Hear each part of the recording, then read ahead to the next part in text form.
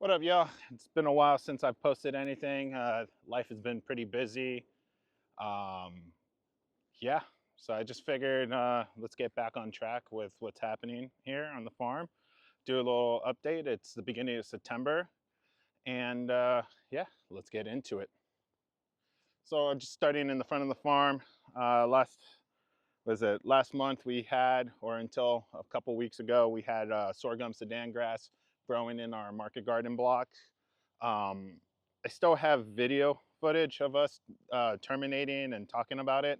I spent about a month working on it. I tried a few things. I had a mower down and tried crimping it. Crimping helped a bit, but decided to resprout it from the root zone. And then I really needed to terminate it as fast as possible. So luckily I ended up getting a brush cutter, brush cut it and tilled it. So right now we've just been kind of tilling, working on organic matter. And originally I had the idea of top dressing with compost, but I don't have enough compost to do it. This summer my tractor was in and out of commission. It's it's an older tractor and it's been pretty used. Um, but yeah, anyways, so here's the market garden. All right, so as you can see, the sorghum Sudan grass has been terminated completely. My opinion and my experience, this is the easiest way to terminate sorghum Sudan grass. The grass is super vigorous. Like you can keep mowing it, and what I've learned, even crimping it, doesn't terminate it at all. It just wants to kind of regrow. You could actually see right here, after even some tillage, if it doesn't get completely knocked back, it just wants to kind of resprout right from the root zone. Um, so knowing that now, using sorghum Sudan grass, like I said, the easiest way to terminate it is through tillage. Um, you could use silage tarps, but I don't have enough silage tarps, and I hate using silage tarps. I hate dragging the plastic around. It's no fun, and uh, and storing it during the season, it's just a hot mess. Me personally, I don't really like using silage tarps. I am using it in tunnels, just to suppress the weeds. I have them cut it in smaller strips, to make it more manage it much easier. But for the most part, yeah, this is where the market gardens stand. We came through and did a heavy pruning not too long ago. Cut back on this Mobasa. I want to say this is about 2-3 weeks now. Clean up these lines. Still want to go back and kind of clean up these lines further. We also started propagating and putting Napier grass into the lines, which now, let's see how we're looking. Yep, they're in there. Looks like they're starting to shoot off now. This is still sorghum that I keep cutting back low, but it keeps resprouting. I'm hoping the more I keep knocking it back, I did come through and try and till back a tad bit of it. It only knocked down a little bit of it. But yeah, now I want the Napier to kind of take in this line here, which I'm planting this Napier more so to service this tree line in between the market garden. Uh, Another thing is, starting this week too, we will do one more nice deep tillage, and then we'll come through and top dress some compost that we've been making here on the farm and start planting. I have kale, collards, tomatoes, peppers, and okra ready to grow, or ready to go into the ground. And that's what we're planting here in the next week or two. Here's another block that I'm letting. I just mowed this real low with a brush cutter. And yeah, there's a lot of regrowth starting to happen. I did this about a week ago. And just want to show like how nice sorghum is, like all this organic matter that we just accumulated through the summer months, um, keeping the soil covered and always have something growing. I know tillage is not ideal, but I still feel like it has a time and place. And yeah, it's my personal preference on management. So my goal is to eventually move away from tillage. But for now, it still works in my context just because I still use a direct seeder, and also I use a paper pot transplanter.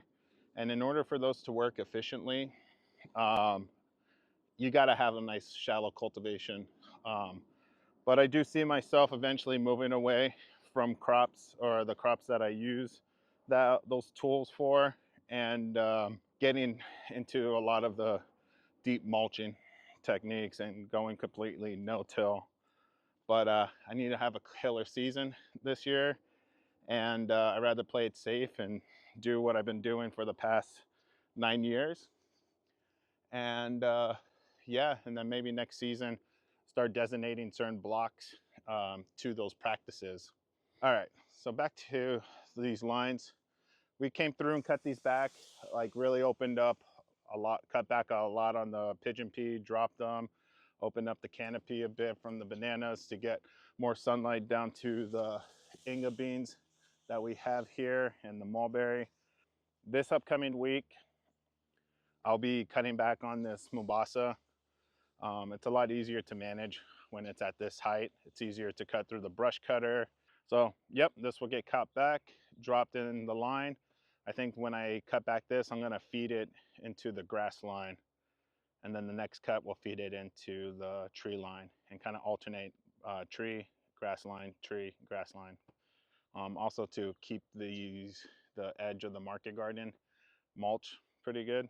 I still need to come through and manage the trees in between the tunnels. I'm not, there's a few branches I need to cut on the lower part of the moringa, but for the most part, I'm just gonna leave the moringa as is. My main concern is coming through here.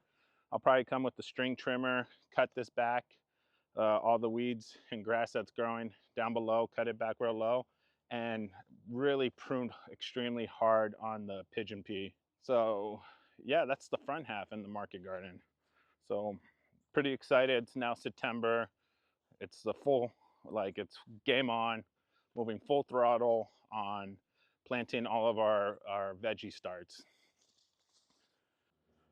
So another thing to add, we're actually getting ready for a plant sale this month on September 21st from 9 a.m. to 1 p.m. We will be having our first fall plant sale. It's something that I thought about earlier this season, along with another collaborator, to take on, which I thought would be great. So we'll be selling plant starts, annual plant starts, kales, collards, tomatoes, peppers, eggplants, chard, um, beets, kohlrabi, pak choi. Just a list of some things we'll have, along with some other fruit trees and some support species as well. I'll offer some cuttings and some corms and divisions, and a little bit of seeds as well for that plant sale. But we also invited our friends, Grow Your Soul. She'll be coming out here, selling some plant starts as well, along with selling and talking about her services and giving gardening advice. We also have Revival Gardening coming through, which has some amazing amendments and compost, and I believe they also have some seeds to sell. And yeah, and fruit farms, they have huge collections of different fruit trees, which I'm really excited to have them be part of this. Old Town Compost is another one. They'll be out here talking about their services and what they do, and maybe they'll be selling some of the composters that their partners produce. But yeah, if you all are local and you're in the area around September 21st, swing on by. All right, now moving towards the back. So our peach orchard right now still looks a little wild. I have been planting slowly in each segment or each row. For a while, we had the grass here in the alleyways super high. My mower was down, but now I got a brush cutter, so got that taken care of. And probably in the next couple weeks, we'll jump back on this project and get planted. We're coming towards the end of slowly coming towards the end of our wet season. We still have about another 3 months now. Actually, sorry, I'll take it back. Usually by beginning of November, it starts to mellow out and we kind of enter our dry season starting mid-November. So with that being said, now is the time to keep planting. I want to clean up these peach trees. It's a little bit late in the pruning, but I kind of want to lift up the skirt, remove any dead branch, dead weights. Not going too heavy, but kind of clean up the trees a bit. And then on top of that, go through and keep planting all of our support species in here. So yeah, this is going to be a slow progress here. But like I said, I'm hoping to have it done by the end of this month. We have a whole group of interns that are coming on. This Saturday is our first intern onboarding. So really excited this season to actually have a structured program for the interns and have more solid idea of how I'll be managing a team like that. So down this center, we've actually done a couple heavy prunings this past month. We have eggplant and okra planted in these lines. Just this past week, we came through and cut back on a lot of the bananas and pigeon peas and dropped them in the line with the eggplant and okra, just feeding all that organic matter and all that biomass to this line here. Meanwhile, also getting more sunlight to come in. The grass was approaching them, kind of shading them out. Same thing with a lot of the foliage or the foliage from the pigeon pea really shading out this area. But now we're getting more sunlight in here, more sunlight down on the bottom of this line here. Getting this line prepared. Wanted to go ahead, I have a bunch of wood chips I need to use up, so I decided to start dropping wood chips in this alleyway. We're going to plant broccoli in this line. And then these two lines in between the trees, we have some roselle growing. So this system here is looking pretty good. We also are now slowly transitioning out of the Tithonia. I originally had Tithonia planted here every 3 feet. And now my goal is to fully terminate it and remove it from the system. I just want to have a full line of Mombasa here. So I'll have a line of Mombasa at the edge of every row here. So I literally, coming from this tree line, Mombasa, there'll be an alley crop here, Mombasa, tree line, alley crop, grass line, alley crop, Mombasa, tree line. So that's going to be the new pattern here. I don't think I need Tithonia in the system anymore. It served its purpose. I still have it planted on the outside of the line and of the system here, just to have that big buffer for when frost comes. We'll probably do one more big pruning at the end of this month, if not the beginning of October. And then from that point on, we're just gonna have to let everything grow wild and trust the process. We usually get our first frost sometime mid to late December is usually what we get. Last year we didn't get any, but this year I'm assuming we're gonna probably get a couple light frosts. So we shall see. So another thing we've been doing here, I've actually been coming through and putting Napier grass in between the Tithonia. You can see right here, the Napier now is sprouting. I really want to have that diversity of a thick biomass line of the red Napier grass and the Tithonia mix in. I think it'll look pretty too, to have that contrast of color and different leaf texture. It's kind of nice to make things aesthetically pleasing to the eyes at times. And then on top of that, I think it would be a good combo to come through and chop the Tithonia down, lay that down first, followed by the Napier grass. So I'm going off of that rhythm and pattern of Tithonia and Napier grass on the outside of these lines. Now to the back system. This is actually where we've been propagating our our red Napier grass, taking a tremendous amount of propagation material from back here. Still have a little bit left because I still have some areas that I need to drop and plant Napier grass. Other than that, I do need to come through. I did make a big mess here of all this organic matter, but this is one issue too with Napier. It will root itself if you let it get cane-like. So I need to actually clean up this mess of organic matter here because it's been so hot, rainy, and humid that you can see the Napier grass here is laying here. So on that note, just to let you all know, if you're gonna have Napier grass and manage it, you do not want it to get to this height. You don't really want it to develop a full cane because when it develops a full cane,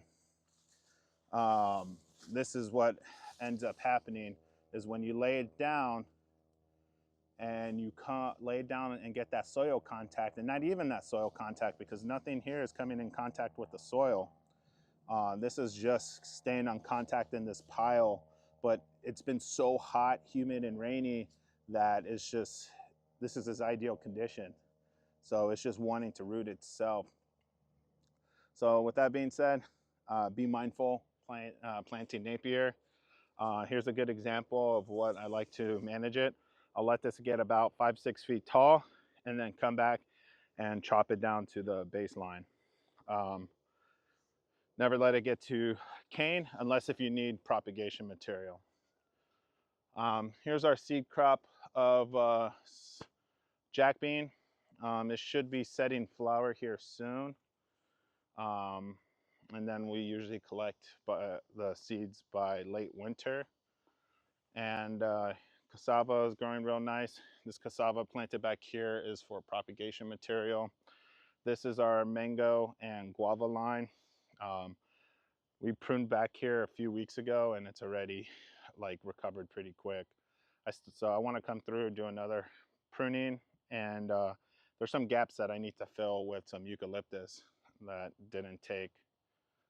Bananas here too need to get thinned out. So yeah, this whole back system.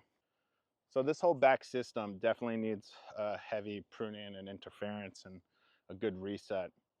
I don't have any intentions right now to do it. Right now, my main focus is the market garden.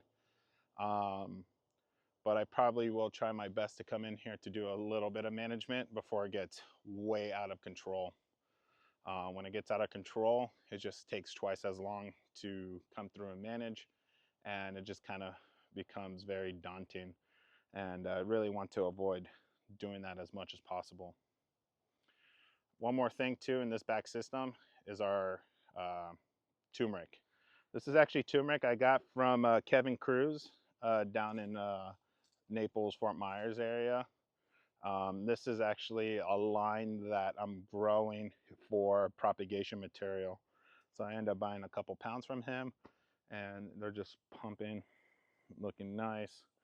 And I think this upcoming spring, late winter, early spring, I'll come through here and harvest a lot of these tubers or rhyme zones, or I'm not entirely sure what turmeric would be referred to. I should double check that.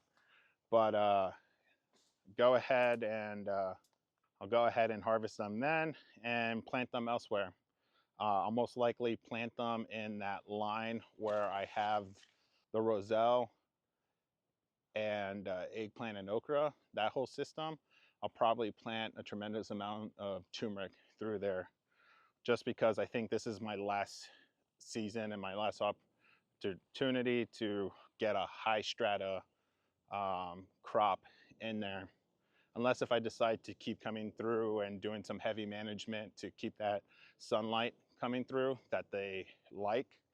But for the most part, I'm wanting to transition this whole system into mostly perennials or longer seasonal crops. So yeah, that's would be the plan.